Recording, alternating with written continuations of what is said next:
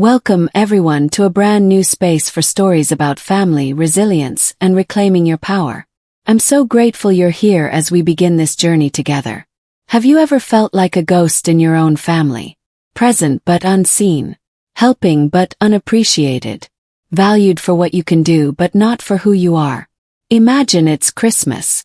The table is set, the family is laughing, and the aroma of a feast fills the air. You've helped cook it, you've helped decorate, you've shown up with love in your heart. And then you're told, calmly, coldly, that there is no seat for you. That you don't belong at the table because your life doesn't look like everyone else's. How would you survive that moment? Would you crumble? Would you scream?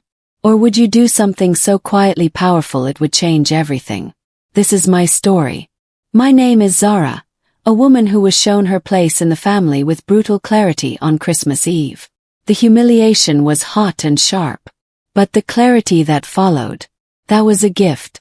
But instead of accepting it, I embarked on a year-long journey of silent, stunning transformation. I didn't seek revenge with drama or shouting. I sought something far more powerful, my own undeniable worth. It wasn't a loud, dramatic explosion. It was a quiet, steady revolution. I didn't burn bridges. I built my own island, brick by brick. And by the time the next Christmas rolled around, everything had changed. If you've ever been overlooked, underestimated, or made to feel less than by the people who are supposed to love you most, you need to hear my story. This is a masterclass in turning heartbreak into unshakable strength. To everyone reading my story, I say a very huge welcome to my channel. Please hit that like button so that YouTube will recommend it to others who need to hear about my stories. Subscribe to join our growing community of resilient souls, and comment below telling me where you're watching from. And if you've ever felt like Zara, your support means everything. Now, let's walk with me through that painful doorway and discover how I turned exclusion into my greatest empowerment. I stood in the doorway of my mother's dining room, watching my sisters laugh as they passed roasted turkey and mashed potatoes around the table. Their children squealed with excitement, reaching for cranberry sauce and rolls. The Christmas tree lights blinked softly in the corner, casting warm shadows across their faces. My stomach growled, but I didn't move. Mom had made it clear 20 minutes ago that I wouldn't be joining them. "Zara, you don't need to be part of this," she'd said, her voice cold and dismissive. "You're single. You don't have children. This is for the family." I'd stared at her, unable to process the words. Wasn't I family? My sisters exchanged glances, smirking slightly, but said nothing. Not one of them defended me. Not one of them questioned Mom's cruelty. I felt my face burn with humiliation as the children ran past me, oblivious to the tension. Now I stood there, watching them celebrate without me, feeling invisible in the house where I grew up. The smell of turkey made my throat tight. This was supposed to be our Christmas. Instead, it became the night that changed everything. I retreated to the guest bedroom upstairs, my hands shaking as I closed the door. Through the thin walls, I could hear them laughing. Someone clinked glasses. A child shouted happily. The sounds felt like knives. I sat on the edge of the bed, staring at the faded wallpaper. How had it come to this? I'd driven 3 hours to be here. I'd brought gifts for everyone. I'd helped Mom decorate yesterday, hanging lights and arranging the nativity scene she loved. But apparently that didn't matter. Being single and childless made me lesser somehow. Unworthy of a seat at the table. I walked to the window and looked down at the driveway. My car sat there, covered in a light dusting of snow. I could leave right now. Drive away and never look back. Part of me wanted to do exactly that. But another part of me refused. Running away felt like admitting they were right about me. Like confirming I didn't belong. So instead I stayed. I watched them through the window as they moved into the living room after dinner. Their bellies full, their faces bright. And I started noticing things I'd missed before. The next morning, Mom acted like nothing had happened. She hummed while making coffee, wearing the apron I'd given her last year. My sisters had already left, taking their loud, messy children back to their comfortable lives. "Did you sleep well, dear?" Mom asked without looking at me. I studied her face, searching for regret or guilt. There was none. Just fine, I said quietly. Over breakfast, which I ate alone while she cleaned, I thought about everything. For years, I'd been the one organizing family gatherings. I sent birthday reminders to everyone. I arranged Mom's doctor appointments. I fixed her computer problems and helped her navigate online banking. But last night, all of that meant nothing because I didn't have a husband or children to show for my 30 years. I returned to my apartment that afternoon with a clarity I'd never felt before. My sisters thought they were better than me. Mom thought I was somehow incomplete. They'd made their position clear. Fine. I'd show them what they were really dismissing. January arrived cold and focused. I threw myself into work with a determination that surprised even me. The marketing firm where I'd worked for 5 years suddenly noticed my efforts in ways they hadn't before. "Zara, this campaign proposal is exceptional," my supervisor told me during a review meeting. "I'm recommending you for the senior strategist position." I smiled, feeling something shift inside me. Success had always been quiet for me, almost apologetic. I'd downplayed achievements to avoid making waves. But why? Who was I protecting? Not my family, clearly. I started documenting everything. Every project I completed, every client I secured, every award nomination. I created a portfolio of my professional life that told a story my family had never bothered to learn. At night, I organized my finances. I'd been careful with money, saving consistently while my sister spent freely on vacations and designer clothes. My bank account told a different story than the one Mom believed about my struggling life. I also started reaching out to old friends, rebuilding connections I'd neglected. People who actually valued me. People who didn't measure my worth by relationship status. In February, Mom called about Easter plans. Her voice had that familiar expectant tone, assuming I'd jump at the chance to help organize another family gathering. "I need you to coordinate everything," she said. "Your sisters are so busy with the children." Something hardened in my chest. "Actually, I have other plans that weekend." Silence stretched across the line. "What plans?" "Personal plans." Kept my voice neutral, polite. "I won't be able to help this time." "Zara, don't be difficult. You know how important family is." The irony almost made me laugh. Of course. Family is everything. I hung up feeling lighter than I had in months. No explanation. No apology. Just a simple no. That weekend, while they presumably struggled through Easter preparations without me, I attended a professional development workshop. I networked with industry leaders. I learned new skills that would advance my career. I also met Vanessa, a consultant who'd recently launched her own firm. We clicked immediately, finding common ground in our ambitions and experiences with dismissive families. "You're worth more than they see," she told me over coffee. "Show them." March brought the senior strategist promotion I'd been chasing. The salary increase was substantial, enough to finally afford the downtown loft I'd been eyeing. My colleagues threw a celebration lunch, toasting my success with genuine warmth. I didn't tell my family immediately. What was the point? They'd find some way to diminish it or make it about themselves. Instead, I focused on building my new life. The loft had floor-to-ceiling windows overlooking the city. I decorated it with care, creating a space that felt entirely mine. No hand-me-down furniture. No compromises. Vanessa became a close friend, someone who understood professional ambition without judgment. Through her, I met others. Successful women who'd carved out their own paths despite family pressure or dismissal. One evening, at a networking event Vanessa organized, I ran into Harold, a distant family friend who'd known my parents for decades. His face lit up when he saw me. "Zara, I heard about your promotion." "Congratulations." He paused, looking puzzled. "Your mother didn't mention it at the garden club meeting." "Of course she didn't." I smiled and changed the subject, but the seed was planted. People outside my immediate family were noticing my success while Mom remained oblivious. In April, I received an industry award for a campaign I'd led. The recognition came with a feature in a regional business magazine. My photo appeared alongside a profile describing my innovative strategies and leadership. The magazine came out on a Thursday. By Friday afternoon, 3 people had texted me screenshots of messages from my mother in various group chats, all expressing surprise that I'd never mentioned my success. My sister Emma called that evening.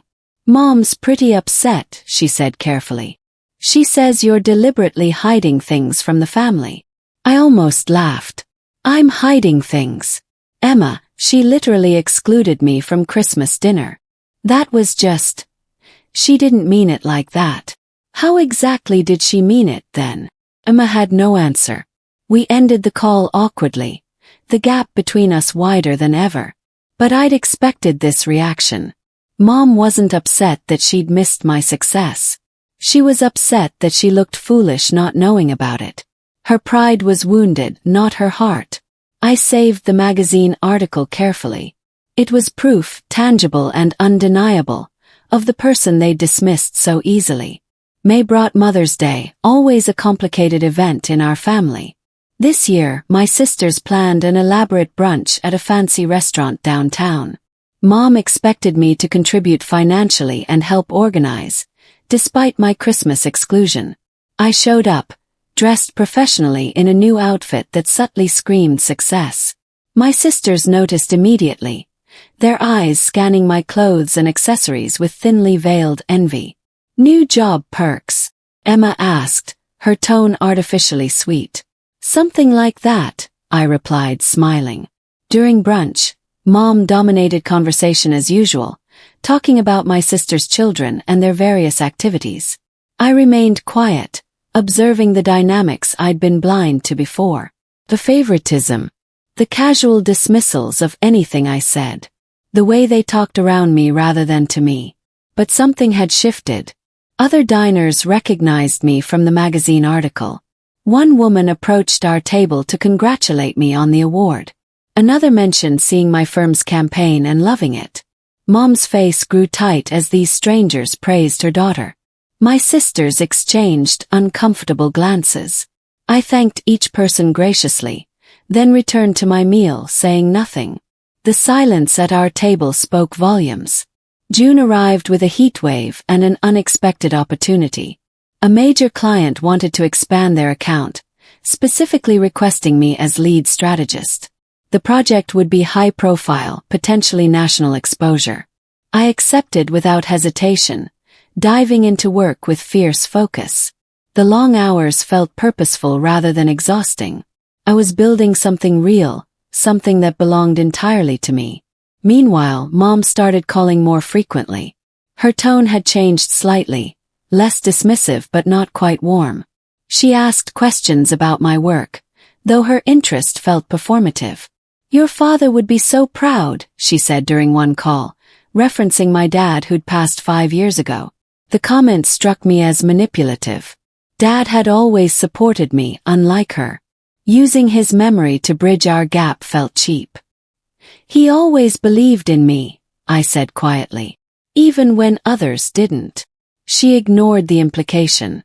"Well, I've always believed in you, Zara." I didn't argue, but we both knew it was a lie. Belief required action, support, presence. She'd offered none of those things when it mattered. Still, I remained polite. Cold but polite. I wouldn't give her ammunition to paint me as the difficult daughter. July brought an invitation I couldn't refuse. The community center where I'd volunteered throughout college was hosting a charity gala, and they'd asked me to chair the event. The cause was close to my heart, supporting single women pursuing education and career advancement. I threw myself into planning, using my professional skills to create something spectacular. I reached out to my network for donations and sponsorships, securing impressive support. When I mentioned the event to Mom, hoping she might attend, she hesitated. "Will your sisters be there?" I invited them. "They haven't responded." "Well, they're very busy with the children, you know." Always the same excuse. The children. As if being a parent exempted them from basic courtesy or effort. The gala exceeded every expectation. Nearly 200 people attended, raising significant funds. Local media covered it, featuring interviews with me about the charity's mission and my role in organizing the event. Several family friends attended, including Harold and his wife. They made a point of telling me how impressive everything was, loud enough for others to hear. The validation felt good, but more importantly, I'd created something meaningful. Something that helped people like me who'd been dismissed or overlooked. August brought a phone call that tested my patience. Mom wanted to discuss Thanksgiving plans, 5 months early. More specifically, she wanted to ensure I'd handle all the logistics again. "Your sisters really appreciated your help last time," she said, conveniently forgetting that last time I'd been excluded from Christmas. "Actually, I'm considering other options for Thanksgiving this year," I said carefully. "Other options? What other options?" "Vanessa invited me to join her family. I'm thinking about accepting." The silence was sharp and cold. "That's quite rude, Zara. Choosing strangers over your own family. Like you chose my sisters over me at Christmas?" She sputtered, caught off guard by my directness. "That was different. I explained that." "No, you didn't. You just expected me to accept it." The conversation deteriorated from there, ending with her hanging up abruptly. My sisters texted within an hour, chastising me for upsetting Mom and being difficult. I didn't respond. Their opinion of me had been clear since December. Nothing I said would change minds that were already made up. September brought cool air and a phone call that made my stomach drop. Mom had fallen and broken her wrist. Emma called to tell me, her voice tight with stress. "Can you come help? She can't manage alone, and I have the kids' school schedules and..." "What about Bethany?" asked, naming our youngest sister. "She's dealing with her own family stuff." Course, always the same pattern. They only remembered I existed when they needed something. But I went anyway, not for them but for the principal. I took 3 days off work, driving to Mom's house to help with basic tasks she couldn't manage one-handed. She was subdued, almost grateful, which felt strange and unfamiliar. We didn't discuss Christmas or our recent argument. Instead, we moved around each other carefully, maintaining a fragile peace. On my last evening there, she said something that caught me off guard. "You've become very independent, haven't you?" "I had to," I replied simply. She looked away, something flickering across her face that might have been regret. But she didn't apologize, didn't acknowledge the hurt she'd caused. The moment passed, and we returned to our careful distance. October brought the launch of my biggest campaign yet. The client was a national retailer, and our strategy was bold and innovative. When it went live, response was immediate and overwhelming. Exactly what we'd hoped for. My firm's CEO called me personally to express his appreciation. "This is the kind of work that puts us on the map, Zara. Exceptional job." The campaign gained traction online, with industry blogs and news outlets covering it. My name appeared repeatedly in articles analyzing the strategy and execution. Several companies reached out with recruitment offers, impressive packages that would triple my current salary. I wasn't interested in leaving, but the validation felt significant. The dismissible daughter who wasn't worth a seat at the Christmas table was now being headhunted by major firms. Harold texted me a link to one of the articles. "Your mother must be bursting with pride," he wrote. I smiled grimly. Mom hadn't mentioned the campaign, though she must have heard about it by now. Her silence spoke volumes about what truly mattered to her. Appearances, not achievements. She'd only acknowledge my success when it reflected well on her. But I didn't need her acknowledgement anymore. I'd found it elsewhere, from people who actually valued me. November arrived with an unexpected ally. My cousin Tyler, who'd always sided with Mom and my sisters during family drama, reached out. We met for coffee, and he surprised me immediately. "I need to apologize," he said. "I've been watching how they treat you, and it's not right." I studied his face, searching for mockery or manipulation. I found only sincerity. "Christmas was cruel," he continued. "And the way they dismiss everything you do while bragging about Emma's kids or Bethany's husband, It's exhausting to watch. His words crack something open in my chest. Validation from family, even distant family, mattered more than I'd realized. Mom's already planning Christmas, he said carefully. She's expecting you to help organize everything like always. But she's also, he hesitated. She's worried you won't come. Good, I said quietly. She should worry. Tyler nodded. For what it's worth, I think you should do whatever protects your peace. They've taken advantage of you for years. We talked for another hour, and I left feeling less alone than I had in months. Having one family member who saw the truth made an enormous difference. Mid-November brought the confrontation I'd been anticipating. Mom called a family meeting at her house, insisting everyone attend. Her tone made clear this wasn't optional. I drove there with my stomach in knots, unsure what to expect. My sisters arrived with their families, the house quickly filling with noise and chaos. We gathered in the living room, children banished to the basement playroom. Mom sat in her usual chair, commanding attention effortlessly. I wanted us all together to discuss Christmas plans, she began. It's important we present a united front this year. I nearly laughed at the irony. United front. As if we'd ever been united. Zara, I assume you'll handle the logistics like always? Mom's eyes fixed on me expectantly. Actually, I'm not sure I'll be attending Christmas this year, I said calmly. The room went silent. Emma's mouth dropped open. Bethany looked shocked. Mom's face hardened. Excuse me. I'm considering other options. Vanessa invited me to join her family, and I'm thinking about accepting. You're choosing strangers over your own family. Again. Mom's voice rose. After everything we've done for you. I met her eyes steadily. What exactly have you done for me, Mom? The tension in the room was suffocating. My sisters exchanged glances, clearly uncomfortable but unwilling to intervene. Mom's face had gone red, her expression a mixture of shock and fury. How dare you speak to me that way, she hissed. After I raised you, fed you, gave you everything. You excluded me from Christmas dinner, I interrupted, my voice level despite my racing heart. You told me I didn't need to be part of it because I'm single and childless. You made me sit out while everyone else ate and laughed. Emma started to speak. Zara, that's not exactly.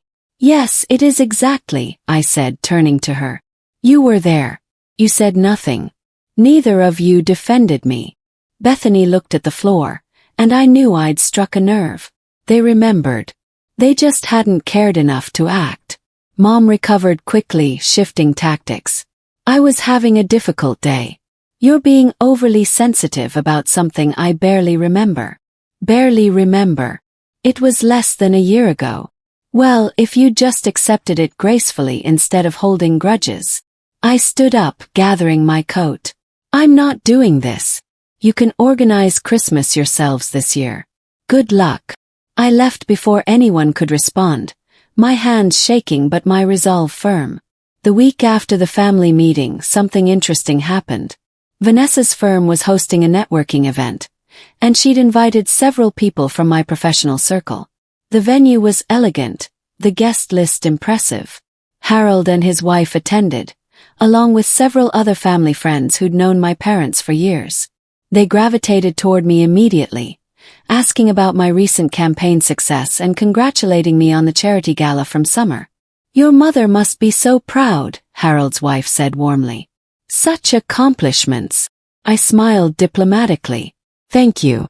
It's been a rewarding year. What I didn't say was that Mom had attended Harold's garden party the previous week and, according to Tyler, had spent most of the time complaining about my difficult behavior and family abandonment. But the guests at this event saw a different story. They saw a successful, confident professional who'd built an impressive career. They saw someone worthy of respect and admiration. Several people asked for my business card, mentioning potential collaborations or opportunities. By the end of the evening, I'd made connections that could advance my career significantly. Mom couldn't control this narrative. That power was mine alone. December arrived with cold winds and mounting tension. Mom made one final attempt at manipulation, calling me on a weeknight when she knew I'd be tired from work.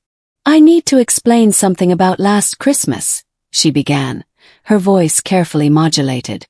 "I was going through a difficult time. Your father had been gone 4 years, and seeing your sisters with their families while you were alone." "Stop," I interrupted. "Don't rewrite history. You weren't protecting me. You were punishing me for not meeting your expectations. That's not fair, Zara. I've always wanted the best for you. The best for me, or the best for your image." She sputtered, caught off guard. "What's that supposed to mean?" "It means you care more about what people think than about your daughter's actual well-being. You wanted me invisible last Christmas because I didn't fit the picture you wanted to present. You're twisting everything. I'm your mother. I deserve respect. Respect is earned, Mom. And you lost mine when you excluded me from family dinner because I'm single." I hung up before she could respond, my hands steady despite my pounding heart. This confrontation had been building for a year, and finally speaking my truth felt like breaking free from chains I hadn't realized I was wearing. The following week, Tyler called with news. Mom's planning a big Christmas brunch at that fancy restaurant downtown. She invited half the town, trying to prove something.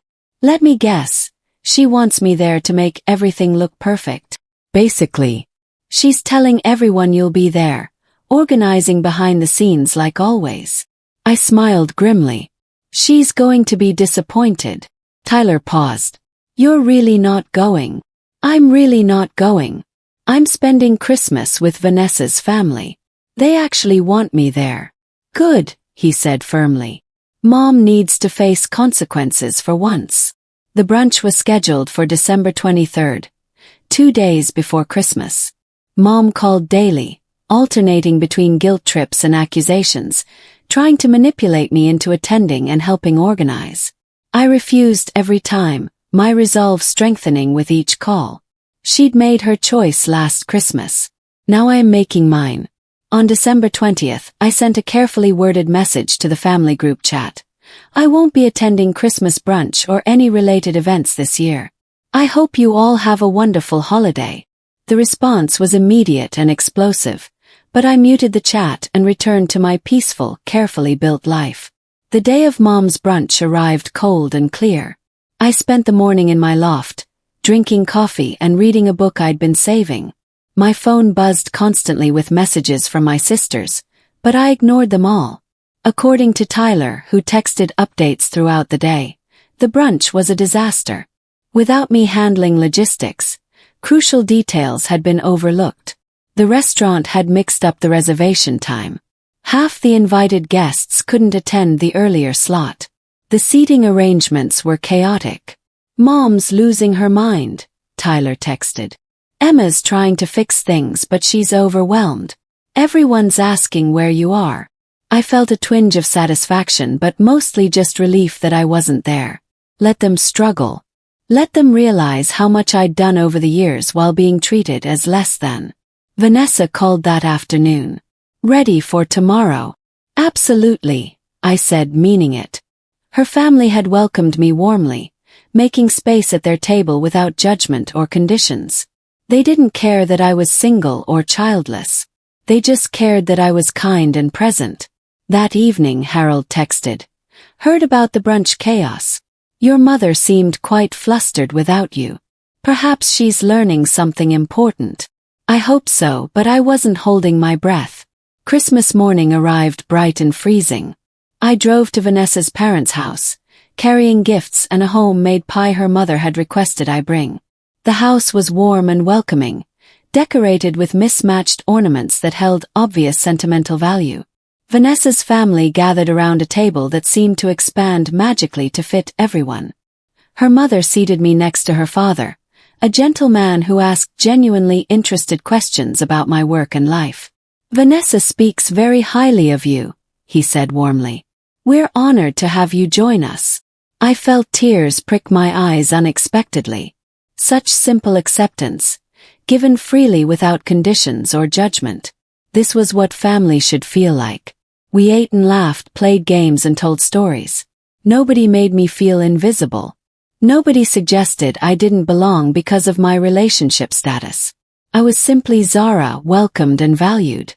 My phone remained silent all day. Mom didn't call. Neither sister reached out. Tyler sent a brief message. "Merry Christmas. Glad you found somewhere that appreciates you." But otherwise, my biological family's silence was absolute.